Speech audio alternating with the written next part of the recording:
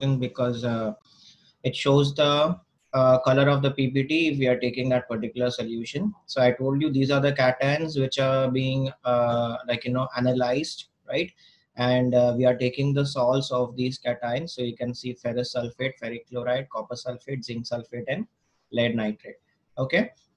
So the color of the PPTs are mentioned over here, and the solubility is also mentioned. Okay, color of the PPT is the color which you can see after the reaction is finished, and the bracket thing that is insoluble, soluble, and all, which is mentioned in the bracket.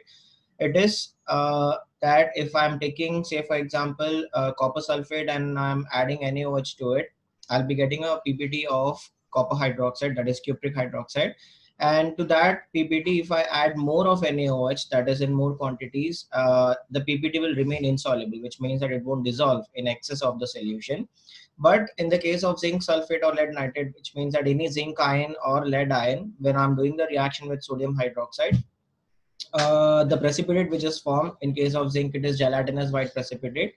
This gelatinous white precipitate dissolves when you add NaOH in excess. Okay, so this is what you understand by the solubility thing. So both these things are important, and the exact same thing you will be studying in grade 10. Okay, so grade 10 we have got a chapter called analytical chemistry. I guess I had explained that to you yesterday. Okay, we are studying all these things. Along with that, we are adding like couple of more ions to it, and we have a chapter on this where we'll be studying the precipitates formed and the solubility with NaOH and NH4OH. Okay, so I'll show you a video of this thing after the end of this topic, that is after neutralization reaction. Okay, so I'll show you the video so that you're very clear about the coloration and stuff. Okay, so next topic which we are starting today is neutralization reaction. So neutralization reaction is another type of double decomposition reaction. So I told you the best way to identify double decomposition reaction is that on the left hand side also you will find two compounds, on the right hand side also you will find two compounds, right? And in neutralization reaction, one of the compound is water. Okay, so whatever type of reaction it might be, neutralization reaction, whatever acids or whatever bases you're taking on the left hand side, you will get water on the right hand side. So please check if the right hand side has got two products and on the left you have got acid and base, and if one of the product is water, the reaction is neutralization reaction. This is helpful when you're doing a question wherein you have been asked to identify the type of reaction. Okay, so this will help a lot. Okay, so please don't get confused, because water is formed as a product in many other reactions also, but in those reactions you can see on the left hand side or the right hand side the type of reactants will be very different. Like say for example, we have seen water in so many reactions which comes under decomposition type of reactions, right? But then in decomposition reaction, you know that on the left hand side there is only one reactant, right? So that is how you will be identifying them. So neutralization reaction is a reaction in which two compounds, that is an acid and a base, reacts together, and it gives you two new compounds, and one of the compound is salt and the other one is water. Okay, so now there's neutralization reaction, it is of two types depending on the type of base we are taking. Okay, so we have two types of bases, which is soluble base and insoluble base. Soluble base are the bases which are soluble in water, like we call them alkalis, that is sodium hydroxide, potassium hydroxide and all. Okay, then there are a lot of bases which are insoluble in water, so that is what we call them just bases, right? So that is insoluble base. So all bases, they are metallic oxides or hydroxide, and there is only one exception to it, that is ammonium hydroxide, which is not having any metal in it, but still it is showing basic properties. Okay, so the first type of reaction which we are discussing today is insoluble base plus acid giving you soluble salt plus water, right? So insoluble base we are taking over here is metallic oxide first, which is like copper oxide. So copper oxide is reacting with sulfuric acid, you can see, and it is giving you a soluble salt, which is copper sulfate and water. So the reaction type remains the same as we studied for double decomposition reaction, that is we are just swapping the anions. So we have oxide as the anion with copper and sulfate as the anion with sulfuric acid. So sulfate from H2SO4 goes to copper, and oxide from copper goes to sulfuric acid. That is how we get copper sulfate, that is CuSO4, and H2O over here. So this H2 and this O, this combines together to form H2O, and the remaining comes together, that is copper sulfate. Similarly, we can take a metallic hydroxide also, because metallic hydroxide are also basic in nature. So we're taking the hydroxide of the same metal, that is copper hydroxide. So if I take copper hydroxide and I react it with another acid, this time it is nitric acid, same type of reaction, swap the anions. So nitrate from nitric acid goes to copper, and hydroxide from copper goes to nitric acid. So this OH and this H combines to give you H2O, and this NO3 and this one Cu combines and gives you copper nitrate. Okay, so this is how the reaction happens. Okay, so I guess this reaction is not balanced. Okay, they should be like, having two, but never mind. Okay, so you can balance the reaction on your when you're studying the reactions. Okay, so just understand the concept over here. Okay, so the next type of reaction which we have is soluble base, that is alkali and acid. So soluble base, as I told you, it is alkalis, that is NaOH, KOH, NH4OH. Okay, these are the three alkalis which you'll be studying. These are the three alkalis which you'll be using, like, quite a lot of times in your reactions. So here we have taken an example of ammonium hydroxide, that is NH4OH. So NH4OH will react with nitric acid and it will give you ammonium nitrate plus water. So again, same thing, NO3 from HNO3 goes to NH4, OH from NH4OH goes to HNO3. So H and OH will combine, give you H2O, and NH4 and NO3 will give you NH4 NO3. Okay, so this is how soluble bases react with acid to give you soluble salt and water. Then we have application of neutralization reaction. This we have studied in grade 8. Okay, so the first one is application of sodium bicarbonate on a bee sting. So sodium bicarbonate is a basic substance.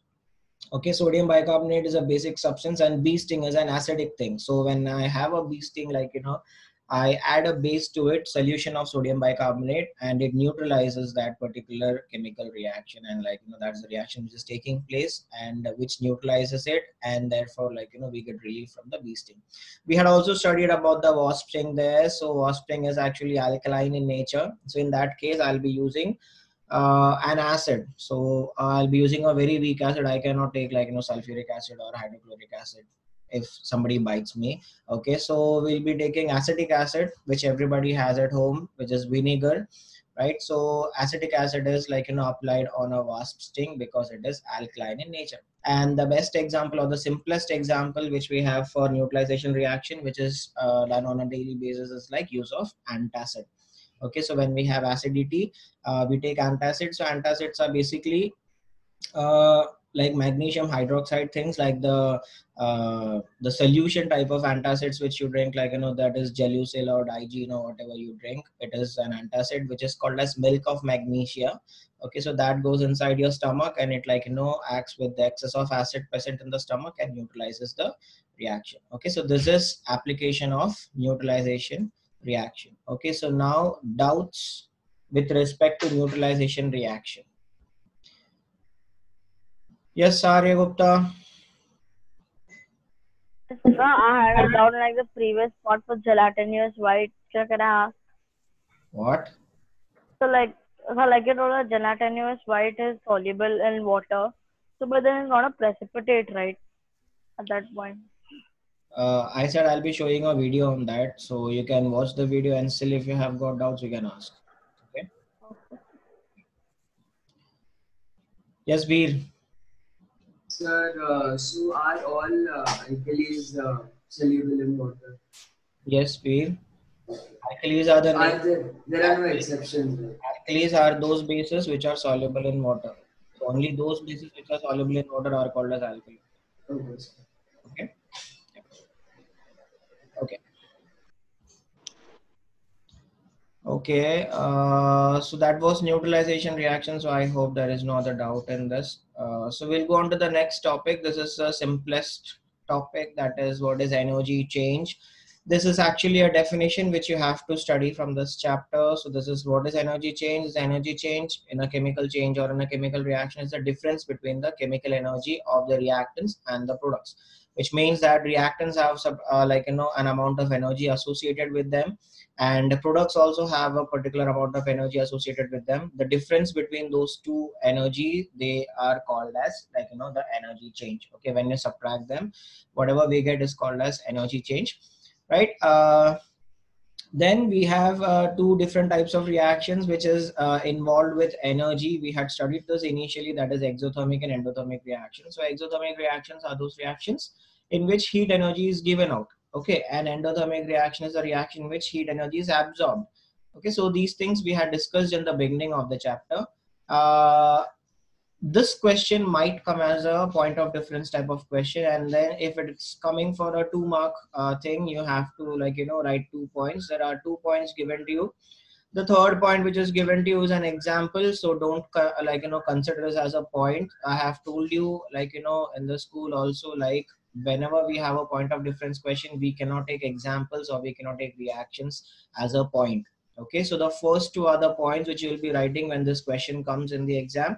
So that is exothermic reaction proceeds with evolution of heat energy, and exothermic reaction is represented by a plus delta T. Okay, plus delta T, even if you write plus delta, you will get marks, because that is how we represent evolution of energy in reaction. We don't write plus delta T in reaction, we just write plus delta. So even if you're writing it is represented by plus delta, you will be getting full marks. Similarly, for endothermic reaction, as we said, endothermic reactions are where energy is absorbed by the system. So it is represented by a minus delta sign. So these are the 2 points you will be writing for that particular thing, that is endothermic reaction. Okay. Yes. Yes, Malay. Malay.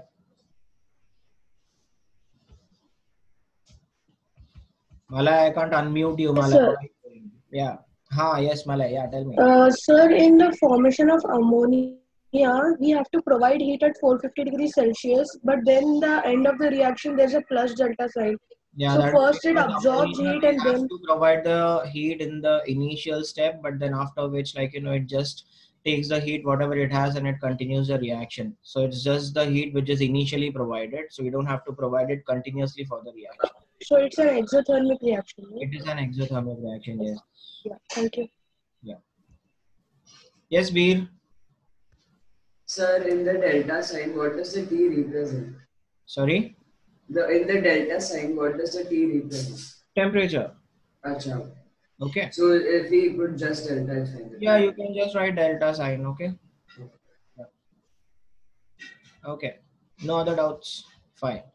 The next is differentiate between photochemical and electrochemical reaction. So photochemical reaction, electrochemical reaction was discussed yesterday. So what are photochemical reactions? They are the reactions which proceeds with absorption of light energy. So which means that this reaction takes place when you're keeping it in light. Best example is photosynthesis. Please study the reaction for photosynthesis. It is very important because that is one example which is associated with this reaction given to you in the textbook. Only one example. Okay, so please study this reaction. I hope you already studied it because it is there in bio and you like bio, so obviously, so you know this reaction, right? So please study the reaction. Those who don't like bio, please study the reaction. Okay, so absorption of light energy, photochemical reaction. And electrochemical reaction are the reaction which proceeds with absorption of electrical energy. So basically electrolysis. Okay, so you can add any example for an electrolytic reaction. So best example, simplest example you can write is electrolysis of water.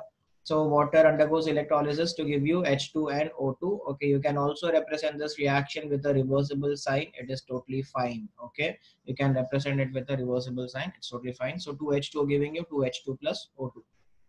Okay, so this is the difference between photochemical and electrochemical reaction. With this, we've finished the second chapter, chemical changes and reactions, right? Yeah, and I'll show you the video for these reactions which I mentioned, the PPT wala thing. Okay, people have doubt. Okay, I'll clarify your doubts and then I'll go for the video. Yes, Tane. Sir, actually forgot my doubt. What is your doubt? I forgot my doubt. Why don't you just note it down next time when you have a doubt? Okay. Okay, sir. Yeah. Yes, Arya Gupta. Yes, in a chemical reaction, they usually give like a downward arrow for a precipitate. But then Yeah. how should we how do we identify if it's a precipitate or not? Like while writing it. You don't have, I said that you don't have to represent it with a downward arrow, and it is not necessary that they will be providing a downward arrow for all the precipitation reaction. And so So, I had a doubt. as for like tomorrow's test thing, Uh-huh. like we have how like what do we study in that test? The topics which were given, that is what you are studying for the test tomorrow. So simple. It says like direct combination reaction and decomposition reaction. What is the doubt in that? You have to even study observations and all that stuff. Obviously, you messaged the same thing yesterday and I replied to, and again you're asking the same question. Aryagupta, what is this, Aryagupta? Yeah. Okay. Okay, you're studying everything. I told you this yesterday, right? So we study from the textbook. You will study from the textbook. You already have a copy of it, right? So you will study all the reactions, you will study all the observations, or everything is discussed in the class. So there is like nothing which is being missed or anything. So you just have to know the reactions. Okay, observations, there are hardly any observations. Observations are there only in the decomposition part. But that was also discussed and we had showed videos also for the decomposition wala observations. So I guess when you read through the textbook, it will be quite easy for you. Okay? Sir. Thank you, sir. Yeah. Okay, yeah, Samhita, yes. So, am I audible? Yeah, I mean, you are audible. Yes, I can hear you. So, when we are writing a reaction, do we have to mention the changes of the heat changes and the electrical changes? As in, I didn't get your question. So, suppose you are writing a reaction. Suppose you are writing the reaction for photosynthesis. Okay. Do we have to mention that chlorophyll, that sunlight? Obviously, yeah, if there are factors associated with the reaction, you have to definitely mention the factors, because without the factors, reaction won't happen, right? And the delta sign as well. Data sign, yes, obviously. So, yeah, to be very clear for everybody here, whenever there is a reaction which involves any factors, even if just a temperature or like, a catalyst or whatever it is, if you have any factor associated with the reaction, you have to write everything. Okay. So say for example, as Samhita rightly asked, if I have a photochemical reaction, that is photosynthesis, in the photosynthesis reaction, I write the whole reaction, balanced it properly. Okay. Looking very nice and all. And then I write chlorophyll, sunlight, everything on top. And I forget to put a delta sign over there. Then you still get a 0. Okay, so you have to make sure that everything is mentioned in the reaction. Okay, so you cannot skip any of the factors because factors are quite important. Okay, so I hope that is clear. Yeah. Okay. Thank you, sir. You're welcome. Okay, Panini. Yes, Panini. So between the photochemical reaction and the electrochemical reaction, the difference will come only of 1 point. Yeah, it will come only 1 point because there is no other thing to be asked. So it will come for 1 mark only. Okay. And the example needs to be written. No, there is no need to write example. Okay, thank you, sir. Yeah, welcome. Yes, Shreyas. Sir, is a precipitate soluble? Sorry? Is a precipitate soluble?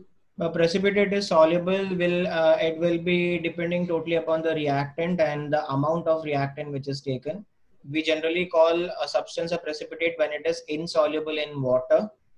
Okay, so when I'm using another reagent apart from water, the precipitate might react with that reagent and might become soluble. That is why we are seeing the soluble thing for zinc and lead over here, because we are not adding more water to it, we are adding another chemical to it. Okay.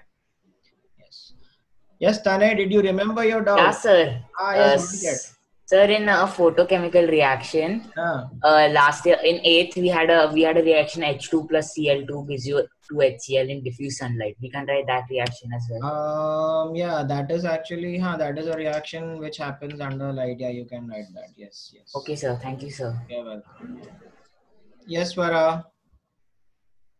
Sir, how do we identify the certain compound this is salt or not? Sorry? How do we identify a salt? How do you identify a salt? I didn't understand your question. How do you identify a salt means, matlab? Like, if the compound is a salt, then how do you know?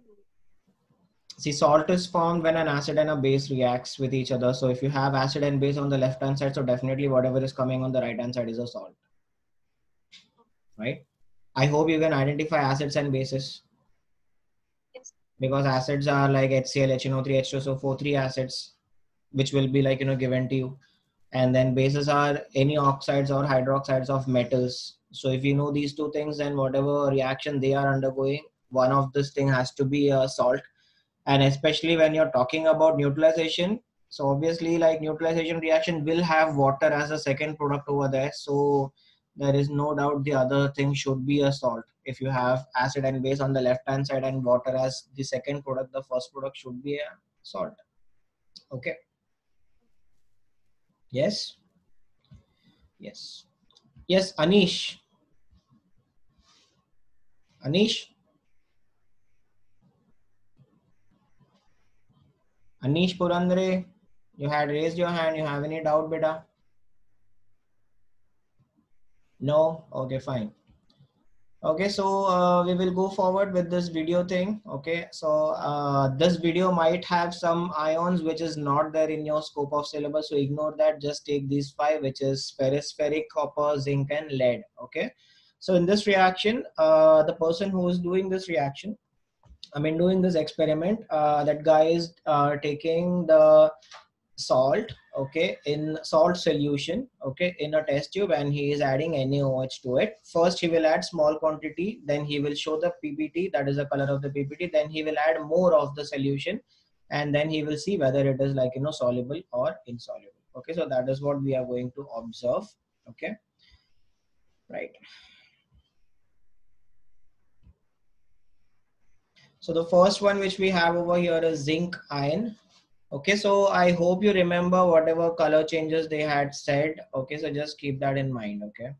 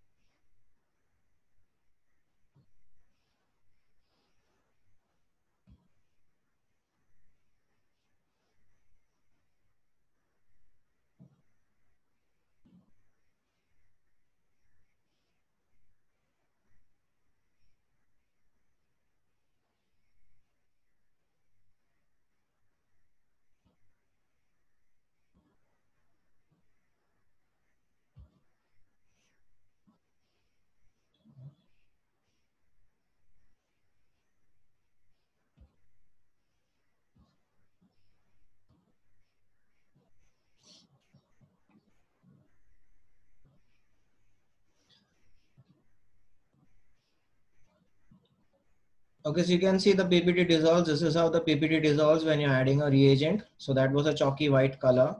For calcium ion, we get a PPT which we call as milky white. Milky white is just like milk. I hope you have seen milk when you take milk in a glass. So you can see like, how it looks like. This exactly looks like the same. Okay. This is called as milky white PPT. When you're adding more NaOH to it, nothing happens. The PPT remains as it is, which means that it is insoluble. Okay, does not dissolve. Then we have copper 2, that is cupric ion. So Cu2 plus is added to the test tube, and then he'll add drops of NaOH.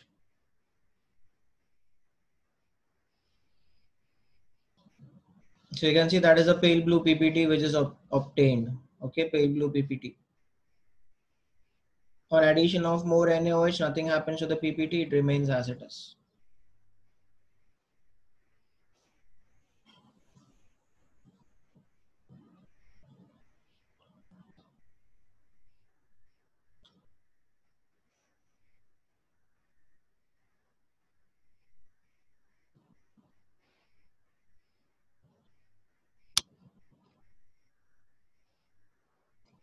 Okay, Fe2 plus ion, ferrous ion gives you a dirty green PPT. The next one which will be showed will be ferric ion. So just see the difference between both of them, dirty green and reddish brown. So he will show you the dirty green color.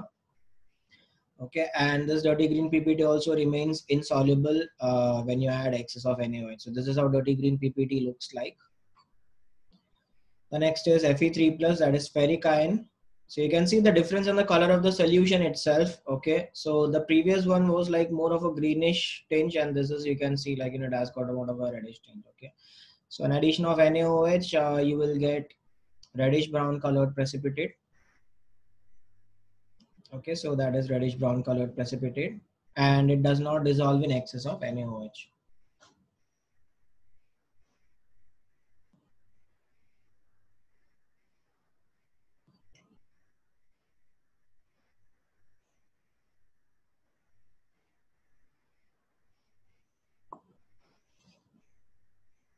Okay, we don't have ammonium ion, but then we just see this just to, like, you know, show that nothing happens if you're adding NaOH to any ammonium salt. Okay, so there is no PBD or anything formed when you're adding this. You can just, like, you know, heat this thing up and you can confirm the presence of ammonia, which is like a basic gas, which is what he's doing, which is not there in our scope of syllabus, but I'll just fast forward this and I'll show it to you. He's like taking litmus papers and he's making it moist because it does not give any color change if it is dry. So he's adding NaOH. So NaOH, if it is added to any ammonia solution, it will liberate ammonium hydroxide is found, and it will liberate, like, you know, ammonia gas. Ammonia gas, being basic in nature, turns the red litmus paper blue. So you can see that he has got two types of litmus paper. So he's just showing us that both the papers are kept, and that only that the change will be with the red litmus paper. So I'll just fast forward this.